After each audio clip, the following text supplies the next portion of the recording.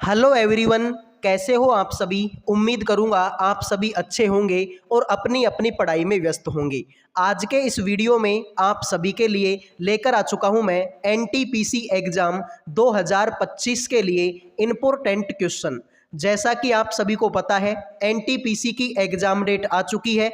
7 अगस्त से आप लोगों का एग्ज़ाम स्टार्ट है, तो आप सभी के पास में टाइम बहुत कम बचा हुआ है। इस टाइम को ज़्यादा से ज़्यादा पढ़ाई में लगा दो और ज़्यादा से ज़्यादा क्वेश्चनों की प्रैक्टिस कर लो। आप सभी ने अपनी अपनी एग्ज़ाम डेट को चेक कर लिया होगा, तो एक बार भाई सभी बच्चे अपनी अपनी एग्ज़ाम डेट कमेंट कर दो और मुझे बता दो आपका पेपर कौन सी तारीख को है और कौन सी शिफ्ट में है, ताकि मुझे पता चल सके कि किस दिन के और किस शिफ्ट के ज़्यादा बच्चे हमारे साथ में लाइव हैं। तो देखो मेरे भाई, जॉन एक काम को 12 दिनों में और अंजू उसी काम को 20 दिनों में पूरा कर सकती है। यदि वे इस पर 6 दिनों तक एक साथ मिलकर काम करते हैं तो शेष काम का अंश बताओ कितना होगा। सवाल बहुत आसान है, ज़्यादा कुछ आपको इस सवाल में नहीं करना पड़ेगा। तुमसे बोला गया कि जो जॉन है वो करता है कितने दिन में, 12 दिन में, जबकि जो अंजू है वो कितने दिन में करती है, सर वो 20 दिन में करती है। दोनों का एलसीएम कितना आएगा, दोनों का लैसे आएगा मेरे भाई 60। तो 12 का भाग 60 में देंगे, 12 पंजे 60, और 20 का भाग 60 में देंगे, 20 तिया 60। तो सर दोनों मिलकर यदि वे इस पर 6 दिनों तक एक साथ मिलकर काम करते हैं, दोनों मिलकर काम करेंगे तो 5 काम ये करेगा और 3 काम ये करेगी, तो 5 और 3 टोटल कितना काम कर देंगे, 8 काम कर देंगे। तो इन्होंने कितने दिन काम किया, सर 6 दिनों तक काम किया है। तो 6 दिन का टोटल काम कितना हो गया मेरे भाई, एक दिन में 8 काम करते हैं और टोटल 6 दिनों तक काम इन्होंने किया, तो 8 6 48 काम इन्होंने पूरा कर दिया। तो तुमसे बोला गया कि शेष काम का अंश कितना है, तो भाई 60 काम में से 48 काम इन्होंने कर दिया, तो बचा कितना, सर 12 काम बचा। अंश पूछा है मतलब पूरा काम कितना था, 60, तो 12 बटे में क्या कर दो, 60 कर दो। 12 एकम 12 और 12 पंजो 60। तो जिन बच्चों ने 1/5 आंसर दे दिया उनके हो गए भाई मजे, बाकी सभी का ये क्वेश्चन गलत हो चुका है। तो उम्मीद करूंगा ये सवाल आप लोगों के समझ में आ गया होगा। अब बढ़ता हूं अगले सवाल पर। अगला सवाल देखो, तुमसे बोला गया यदि x अनुपात y अनुपात z इक्वल टू 3:6:7 है और तुमसे बोला 5y माइनस का x प्लस में 2z इक्वल टू 123 है, तो y का मान कितना होगा। सभी बच्चे बताएं भाई इस सवाल का राइट आंसर क्या होगा। कितने बच्चे हैं जो इस सवाल का राइट आंसर करेंगे, फटाफट कमेंट करो भाई। देखो तुमसे भाई साफ शब्दों में बोला गया कि x अनुपात y अनुपात z कितना है मेरे भाई, ये तो 3 है, ये तुम्हारा 6 है और ये तुम्हारा 7 है। अब भाई ये अनुपात की वैल्यू है, रियल तो होती नहीं, तो मैं इनमें कुछ भी मान लेता हूं। जैसे कि मैंने इसको मान लिया 3p, इसको मान लिया 6p और इसको मान लिया 7p। फिर तुमसे क्या बोला, तुमसे बोला 5x माइनस का x प्लस में 2z, तो 5y y है मेरे भाई, तो y को मैंने क्या लिख दिया 6p, तो इसको मैं लिख सकता हूं भाई तुम्हारा 6p माइनस का x को मैंने लिख दिया 3p और प्लस में 2z, तो 2 और z को मैंने क्या लिख दिया 7p, तो इसको लिख दिया मैंने 7p इक्वल टू कितना है मेरे भाई आपका 123 है। तो इनको गुणा करेंगे 6 पंजो 30p हो जाएगा, ये 3p पहले से ही है, और इसको करेंगे 7 दूनी 14p हो जाएगा, और इक्वल टू किसके मेरे भाई आपके 123 के। तो भाई देखो 30 में से 3 गया तो 27, और 27 में अगर मैं 14 जोड़ दूं तो ये तुम्हारा हो जाएगा मेरे भाई कितना 41p हो जाएगा। ठीक है मेरे भाई, कितना हो जाएगा 41p इक्वल टू मेरे भाई कितना है 123। ठीक है मेरे भाई, देखो 30 में से 3 गया तो 27, 27 में 14 जोड़ूंगा 41p, 41 से काटूंगा तो एक बार कटेगा, 41 से काटूंगा तो 3 बार कटेगा, यानी p की वैल्यू कितनी आ गई 3। तो तुमसे बोला था कि y की वैल्यू कितनी होगी, तो y की वैल्यू कितनी है मेरे भाई 6p, तो 6 और p की वैल्यू कितनी आ गई 3, तो 6 गुणा 3 हो जाएगा मेरे भाई कितना 18। तो जिन बच्चों ने 18 आंसर दे दिया उनके हो गए भाई मजे, बाकी सभी का ये सवाल गलत हो चुका है। हुआ है। तो सवाल में कुछ भी नहीं था, हमने क्या किया सर, हमने कुछ भी नहीं किया भाई, अनुपात में था इसलिए मैंने इसको 3p मान लिया, इसको 6p मान लिया और इसको 7p मान लिया। यहाँ पर 5y है लेकिन y की वैल्यू तो 6p इसलिए 6p लिख दिया। यहाँ पर x है लेकिन x की वैल्यू 3p तो 3p लिख दिया। 2z है तो 2 और z की वैल्यू 7p है तो 7p कर दिया। इनको गुणा किया तो 6 पंजो 30p, ये तुम्हारा माइनस का 3p, इनको गुणा करेंगे तो 14p, इक्वल टू में 123 है तो 123 कर दिया। इनको जोड़ा घटाया तो 41 पे आ गया, 41 से काटा तो 3 बार कट गया। तुमसे बोला y की वैल्यू तो 6p है तो p की जगह पर 3 रखेंगे, 18 हो जाएगा। तो सभी बच्चों से रिक्वेस्ट है भाई, वीडियो को लाइक कर दो, चैनल को सब्सक्राइब कर दो। लाइक और सब्सक्राइब करने का कोई पैसा आप लोगों का नहीं लगता। निम्नलिखित में से कौन सी संख्या 4 से विभाज्य है? बताओ भाई, निम्नलिखित में से कौन सी संख्या 4 से विभाज्य है? अब भाई 4 के विभाज्यता का नियम क्या होता है? 4 के विभाज्यता का नियम तो सिंपल है, लास्ट के 2 अक्षरों में 4 का भाग चला जाना चाहिए। तो मुझे ये बताओ 82 में 4 का भाग जाता है क्या? सर 82 में 4 का भाग नहीं जाता। 48 में 4 का भाग जाता है, 48 में 4 का भाग जाता है, 12 चौके 48, मतलब यही तुम्हारा आंसर होगा। ठीक है भाई, तो कौन सी संख्या 4 से विभाज्य है? आप बोलोगे ऑप्शन नंबर बी। ठीक है भाई, 48 में 4 का भाग जाता है, इसका मतलब इसमें पूरी में 4 का भाग चला जाएगा। वीडियो में आगे बढ़ने से पहले जो भी बच्चे रेलवे एनटीपीसी एग्जाम 2025 की तैयारी कर रहे हैं, आप सभी के लिए जीके, रीजनिंग और मैथ सब्जेक्ट का पीडीएफ तैयार कर दिया केवल और केवल 100 रुपये में। 100 रुपये में आपको जीके, रीजनिंग और मैथ तीनों सब्जेक्टों का कंप्लीट पीडीएफ मिल जाएगा।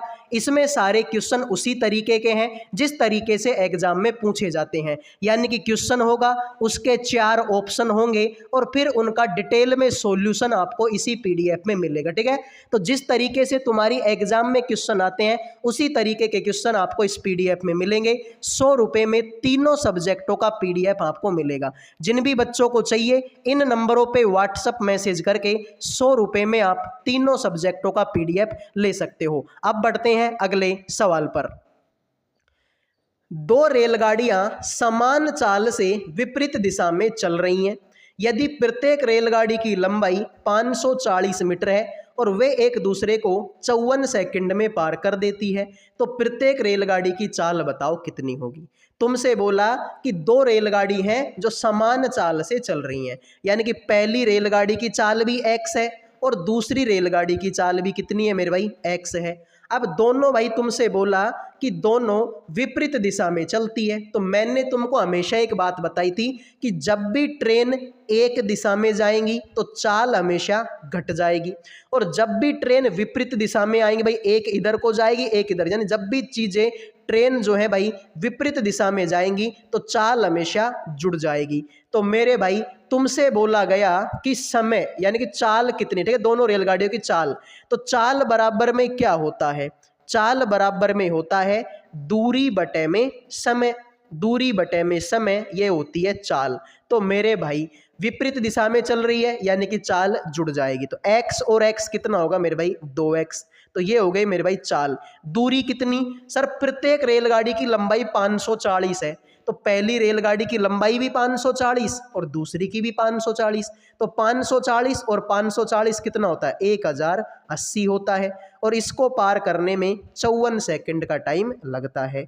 तो 54 का भाग देंगे इसमें, 54 दूना 108 यानी कि 20 बढ़ जाएगा, और 2 का भाग देंगे तो 10 बढ़ जाएगा, यानी x की वैल्यू कितनी आ गई मेरे भाई, 10 आ गई।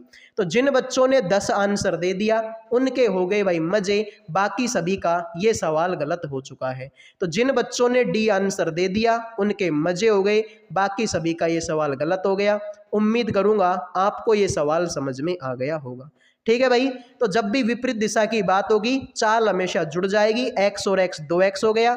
एक रेलगाड़ी की लंबाई 540, तो 2 रेलगाड़ी है, 540 और 540 1080, 54 सेकंड का टाइम लगता है, तो समय का भाग देंगे 54 का, काटा पीटी करेंगे 10 आंसर आ जाएगा।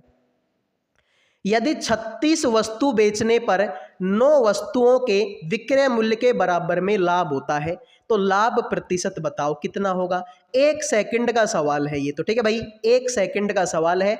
अगर तुम चाहो तो बिना पेन कॉपी उठाए भी इस सवाल का आंसर कर सकते हो, ठीक है मेरे भाई। 36 वस्तु अगर वो बेचेगा तो 9 वस्तुओं के विक्रय मूल्य के बराबर लाभ होगा। तो लाभ कितने का हुआ? 9 वस्तुओं के बराबर का। कब हुआ?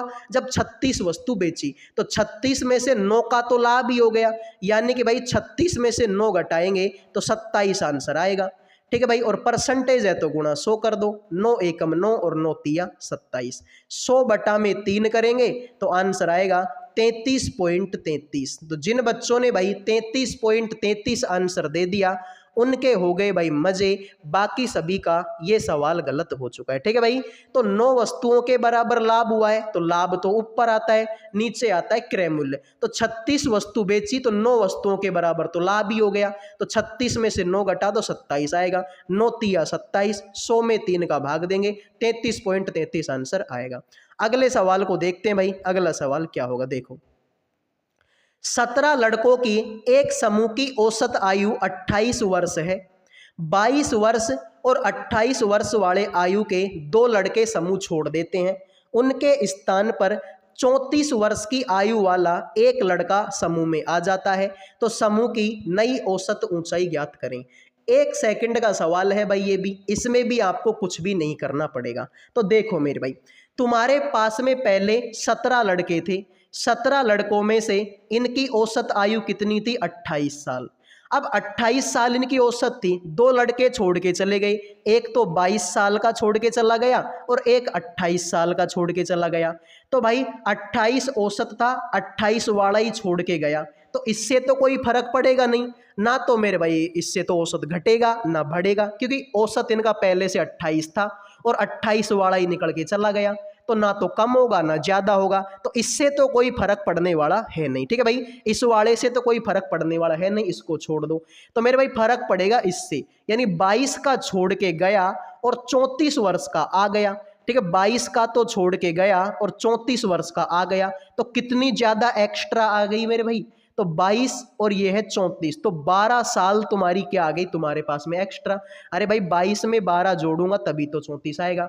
अब भाई वही बात है कि केक कटेगा सब में बटेगा।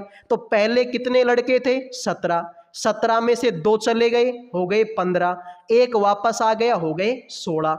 तो मेरे भाई 12 बटे में 16 का भाग देंगे तो भाई 16 7 का 112, 16 पंजो 180, यानी कि 0.75 आंसर आएगा, ठीक है। इसको काटेंगे तो 0.75 आंसर आएगा। तो 28 तो पहले से ही था, 0.75 और हो गया, 28.75 तुम्हारा आंसर हो गया। सिंपल सवाल है ना मेरे भाई। भाई तुमसे बोला कि 17 लड़कों की औसत आयु 28 वर्ष है, तो ये 28 वर्ष हो गई। लेकिन 2 लड़के चले गए, एक तो 22 साल का और एक 28 साल का, तो औसत भी 28 था और जाने वाला भी 28 का था। तो इससे तो कोई फर्क पड़ेगा नहीं, फर्क पड़ेगा 22 वाले से, क्योंकि औसत 28 है और 22 वाला चला गया। लेकिन आया कितना? 34 साल का। तो 22 वाला गया था, 34 वाला आ गया, यानी कितना ज्यादा आ गया? 12 साल वाला ज्यादा आ गया। अब भाई 17 लड़के थे, 2 लड़के तो चले गए तो 15 बचे, लेकिन एक वापस आ गया तो 15 और एक 16 हो गया। तो 12 बटे में 16, 0.75 आंसर आएगा। तो 28 तो पहले से ही था, 0.75 और हो गया, 28.75 हो गया। उम्मीद करूंगा ये सवाल समझ में आ गया होगा। आ जाइए अगले सवाल पर बढ़ते हैं। देखो भाई, ऐसा सवाल मैंने आपको पहले खूब करवाया है। तुमसे बोला कि भाई P, Q और R का अनुपात है। भाई एक तुम्हारे पास में P है, एक तुम्हारे पास में Q है, एक तुम्हारे पास में R है। एक है 5, एक है 3 और एक है 2। तुमसे बोला 2P, तो भाई 2 और P का मान तो 5 है तो 2P हो गया। तुमसे बोला 4Q, Q का मान तो 3 है तो 4Q हो गया। तुमसे बोला 3R, तो R का मान तो 2 है तो 2 हो गया। तो भाई 5 दूनी 10 हो गया, 4 तिया 12 हो गया, 3 दूनी 6 हो गया। अब 2 का भाग दे लो, 2 पंजो 10, 2 6 का 12 और 2 तिया 6। तो 5, 6 और 3 यही तुम्हारे सवाल का क्या होगा, राइट आंसर होगा। तो जिन बच्चों ने भाई ऑप्शन नंबर सी आंसर दे दिया उनके हो गए भाई, सॉरी बी आंसर दे दिया उनके हो गए भाई मजे, बाकी सभी का ये सवाल गलत हो चुका है। तो उम्मीद करूंगा मेरे दोस्त ये सवाल तुम्हारे समझ में आ गया होगा। अगला देखो, एक निश्चित धनराशि पर साधारण ब्याज 12 वर्ष में स्वयं का 3 गुना हो जाती है। ठीक है भाई, कोई भी धनराशि है जो स्वयं की 3 गुना हो गई, कितने वर्षों में यह 5 गुना हो जाएगी। ठीक है भाई, कितने वर्षों में स्वयं की 5 गुना हो जाएगी। तो देखो भाई, सिंपल सवाल है। मैंने तुमको बताया था कि मिश्र धन क्या होता है। मिश्र धन क्या होता है, यह होता है मेरे भाई आपका मूलधन प्लस में ब्याज, मूलधन प्लस में ब्याज। तुमसे बोला कि भाई स्वयं की 3 गुना हो गई, तो मिश्र धन भाई कितना होगा, 3 गुना। अब 3 गुणे में भाई मूलधन तो 1 है और ब्याज कितना है, 2। यानी किसी भी कंडीशन में मूलधन को हमेशा 1 रखना है, ये बात तुम ध्यान रखना, क्योंकि मूलधन चेंज नहीं होगा। भाई मान लो कि मैं आज तुमको 1000 रुपये या 10,000 रुपये दे दूं, मैं तुमको आज 10,000 रुपये दे दूं, मैं तुमसे 2 साल बाद में पूछूं कि बता मैंने तेरे को कितने रुपए दिए थे, तुम बोलोगे सर 10,000 रुपये दिए थे। मैं तुमसे 20 साल बाद में पूछूं कि बता मैंने तेरे को कितने रुपए दिए, तुम बोलोगे सर 10,000 रुपये दिए थे। मैं मान लो तुम्हारे बच्चों से पूछूं कि बताओ मैंने तुम्हारे पापा को कितने रुपए दिए थे, तुम बोलोगे सर 10,000 रुपये दिए थे। यानी कि मूलधन कभी चेंज नहीं होगा, जितने पैसे दिए हैं वो तो वही रहेगा, चेंज होता है सिर्फ ब्याज। तो ऐसी कंडीशन में हम मूलधन को क्या मानते हैं भाई, 1 मानते हैं। तो भाई 3 साल, ठीक है भाई, तुमसे बोला कि 12 साल में स्वयं की 3 गुना हो गई, तो 12 साल में ब्याज कितना मिला, 2 रुपए का। तो 12 साल में कितना ब्याज मिला मेरे भाई, 2 रुपए का। अब वो तुमसे चाहता है कि 5 गुना हो जाए, तो 5 गुना होने के लिए क्या करना पड़ेगा, मूलधन तो 1 ही रहेगा, लेकिन ब्याज कितना होगा मेरे भाई, 4, तभी तो 4 और 1 5 होगा। तो भाई 12 साल में अगर 2 ब्याज मिलता है तो हमको तो 4 ब्याज चाहिए, तो 12 दूना 24 और 2 दूनी 4, यानी कि 24 साल में तुमको 4 ब्याज मिल जाएगा। तो 4 और 1 5 होगा जाए 5 गुना, तो 24 साल का टाइम तुमको लगेगा। ठीक है भाई, तो 12 साल में 2 ब्याज मिलेगा, तो 2 ब्याज से हो जाती है 3 गुना और 4 ब्याज से हो जाती है 5 गुना। तो जब 12 साल में 2 ब्याज मिलेगा तो 12 दूना 24, 24 साल में 2 दूना 4 ब्याज मिलेगा, तो हो गया 24 साल आंसर। आइए अगले सवाल पर बढ़ते हैं। भाई इस सवाल में तो कुछ भी नहीं करना, इन सबको जोड़ना घटाना है भाई। ठीक है, ये तो बहुत सिंपल सवाल है। ठीक है भाई, ये तो सिंपलीफिकेशन का सवाल है, इसमें तो भाई जोड़ना घटाना है और कुछ नहीं करना। तो 117 में जब 51 जोड़ूंगा तो ये हो जाएगा 168 हो जाएगा। माइनस में 7 का भाग देंगे तो 7 दूनी 14 हो जाएगा, प्लस में 251 तुम्हारा हो जाएगा। इसको घटाएंगे तो 166 होगा, प्लस में 251 होगा। तो जोड़ेंगे तो भाई 7, 6 और 5 का 11 का 1 3 और 1 4। तो जिन बच्चों ने भाई 417 आंसर दे दिया उनके मजे हो गए, बाकी सभी का ये क्वेश्चन गलत हो चुका है। ठीक है, तो उम्मीद करूंगा मेरे भाई आपको ये सवाल समझ में आ गया होगा, एक 417 आंसर होगा।